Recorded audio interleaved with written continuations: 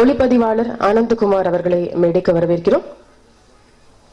அடுத்ததாக தமிழ்நாடு திரைப்பட இயக்குநர்கள் சங்க துணைத் தலைவர் திரு பி வாசு அவர்களை வாழ்த்தழைக்கிறோம்.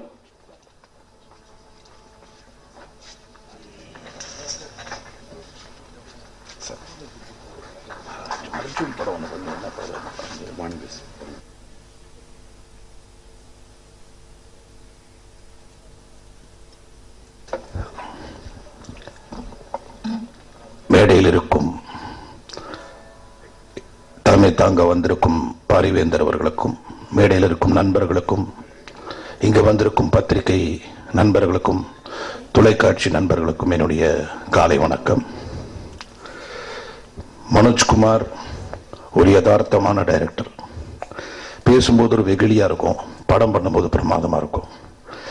அவர் எனக்கு ஃபோன் பண்ணி, சார் வந்துருங்க சார், ஆடியோ ரிலீஸ் வச்சிருக்கிறேன், அதாவது வரணுமா அதெல்லாம் கிடையாது, வந்துருங்க, அந்த உரிமை மனோஜ்குமார் எடுத்துக்கிட்டது தான் எங்களுக்கெல்லாம் ரொம்ப சந்தோஷம். ஏன்னா அவர் எப்பவுமே அப்படி தான் இருப்பார். இந்த படத்தை பார்க்கும் பொழுது படத்தில் நல்ல எனர்ஜி இருக்கு. அதாவது சாங்ஸ் எல்லாமே, பர்டிகுலர்லி ஃபோட்டோகிராஃபி ரொம்ப நல்லா இருக்கு படத்தில், பிரமாதமானது ஃபோட்டோகிராஃபி. அண்டு கோவை தம்பி சார்னு சொன்னாலே அது மியூசிக்கல் ஃபிலிமாக இருக்கும்.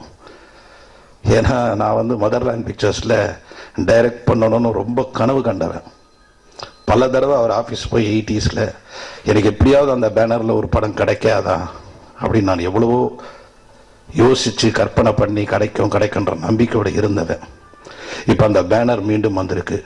எனக்கு மதர்லேண்ட் அப்படின்னாலே எனக்கு சுந்தரராஜன் சார் தான் ஞாபகம் வரும். ஏன்னா அந்த காம்பினேஷன், ஒரு ப்ரொடியூசர் அண்ட் டைரக்டர் காம்பினேஷன் பார்த்தீங்கன்னா அதில் இளையராஜா சேரும் பொழுது அந்த 80s இருந்த ஒரு எக்ஸ்ட்ராடினரி சப்ஜெக்ட்ஸ் அண்ட் மியூசிக்.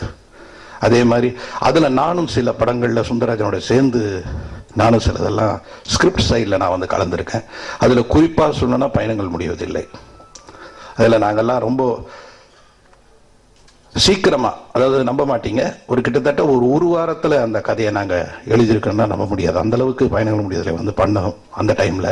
அப்போலேருந்தே எனக்கு மதர்லேண்ட் பிக்சர்ஸ் இதில் எப்படியாவது ஒரு படம் பண்ணணும் அப்படின்னு ஆசை இருந்தது. பட் மறுபடியும் மதர்லேண்ட் பிக்சர்ஸ் இண்டஸ்ட்ரிக்கு வந்ததை நினைக்கும் பொழுது ரொம்ப பெருமையாக இருக்குது, சந்தோஷமாக இருக்குது. பழைய மாதிரி மிகப்பெரிய அளவுக்கு அந்த பேனர் வரணும்.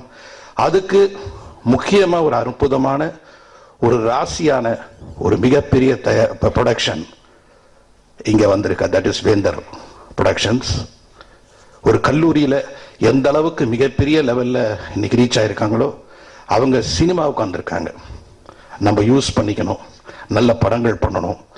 இந்த பேனர் இண்டஸ்ட்ரிக்கு வந்ததை ரொம்ப பெருமையாக நினைக்கிறோம். தமிழ் இண்டஸ்ட்ரிக்கு மிகப்பெரிய ஹெல்ப்ஃபுல்லாக இருக்கும். ஏன்னா நாங்கள் டைரக்டர்ஸ் யூனியனில் ஒரு 1.5 மாதம் முன்னாடி போய் சாரை பார்த்தோம், வேந்தரையா அவர்களை, டைரக்டர்ஸ் 4 பேர். எங்கள் இயக்குனர் சங்கத்துக்கு இந்த மாதிரி மெடிக்ளேன் அப்படின்னு ஆரம்பித்தோம், பண்ணிட்டேன். அடுத்த கேள்வியே கிடையாது. எல்லா டைரக்டர்ஸ்க்கு, அசிஸ்டன்ட் டைரக்டர்ஸ்க்கு என்ன, உடனே மெடிக்கல் சம்பந்தப்பட்ட விஷயமா நீங்கள் எது கேட்டாலும் உடனடியாக நான் பண்ணுறேன் அப்படின்னு சொல்லி இமீடியட்டாக பண்ணார். அப்படிப்பட்ட ஒரு நல்ல குணம், மிகச்சிறந்த மனிதர் அவர். நமக்கு இண்டஸ்ட்ரி கிடைச்சிருக்காரு. அவர் இந்த இண்டஸ்ட்ரி கிடைச்சிருக்காரு. அவரை கரெக்டாக பயன்படுத்தி மிகப்பெரிய அளவுக்கு இந்த பேனர் வரணும். அதே மாதிரி வேந்தர் மூவிஸ் இன்னைக்கு ரீசெண்டாக பார்த்தீங்கன்னா கூட பாண்டிய நாடு பெரிய ஹிட் ஆயிருக்கு. அது ஒரு நல்ல கம்பெனி, தட் இஸ் ஒரு சக்சஸ்ஃபுல், ஒரு ராசியான ஒரு இது டிஸ்ட்ரிபியூட்டர்ஸ். ஸோ அவங்க மூலமாக இந்த படம் வர்றதால நீங்கள் நினைக்கிறது நிச்சயம் மக்களுக்கு ரீச் ஆகும் அப்படின்னு நான் நினைக்கிறேன். ஏன்னா இன்னைக்கு மேக்கர்ஸை விட ப்ரொமோட்டர்ஸ் தான் ரொம்ப இம்பார்ட்டன்ட்.